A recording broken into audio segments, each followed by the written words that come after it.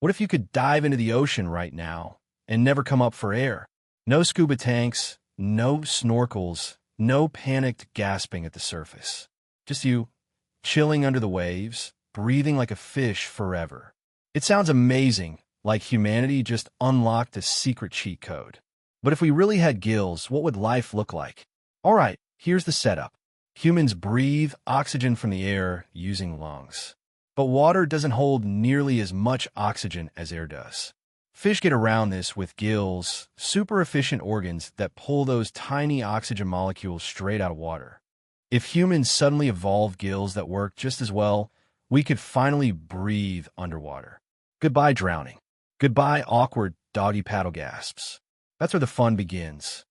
First thing, vacations. Beaches wouldn't just be about lying in the sand. You could swim straight into coral reefs and explore them for hours. No breaks needed. Scuba diving lessons? Totally unnecessary.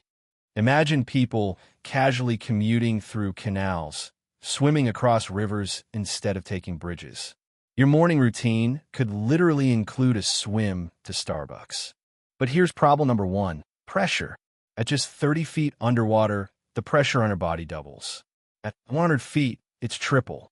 Fish can handle that. Humans, not so much.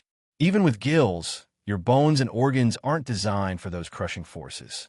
So while you could breathe underwater, you couldn't just wander into the deep sea without feeling like a soda can under a truck. Now let's talk food. If you can breathe underwater, does that make catching fish easier? Not really. Most fish swim faster than us. Imagine trying to catch a tuna. It's like racing a sports car while you're wearing flippers. But humans are clever. We'd probably build underwater farms, raise kelp, oysters, or even keep schools of fish like cows.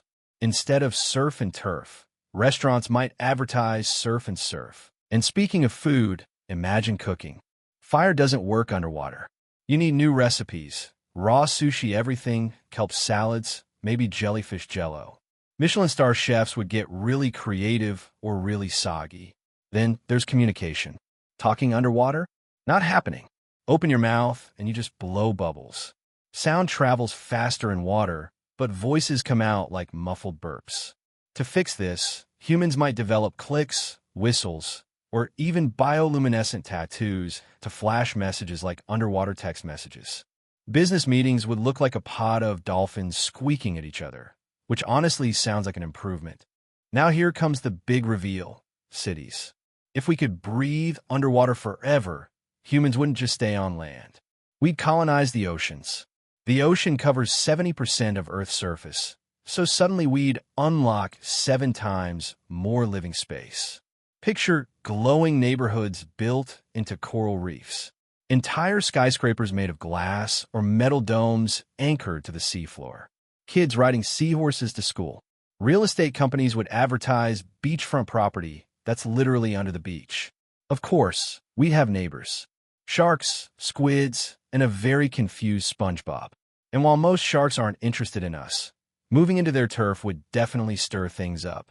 To stay safe, humans might domesticate sea creatures, turning dolphins into mail carriers and manta rays into underwater taxis. The ocean would stop being mysterious and start being suburban. The weirdest part? Culture. Sports would change overnight.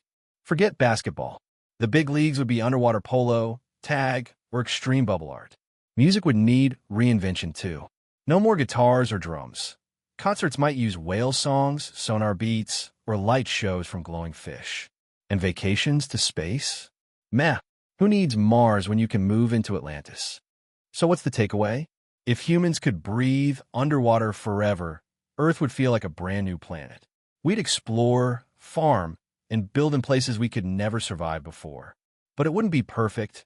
Our bodies still can't handle deep pressure, predators, or the fact that swimming is basically human slow motion.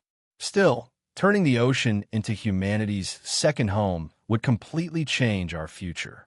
So what about you? Would you pack up and live in an underwater city, or would you stay dry on land? Drop your answer in the comments. I want to hear your best mermaid or merman names. And if you enjoyed this dive into the what if, give the video a thumbs up, subscribe for more curious science adventures, and share it with your friend who swears they were born to be Aquaman. Until next time, stay curious, and stay afloat.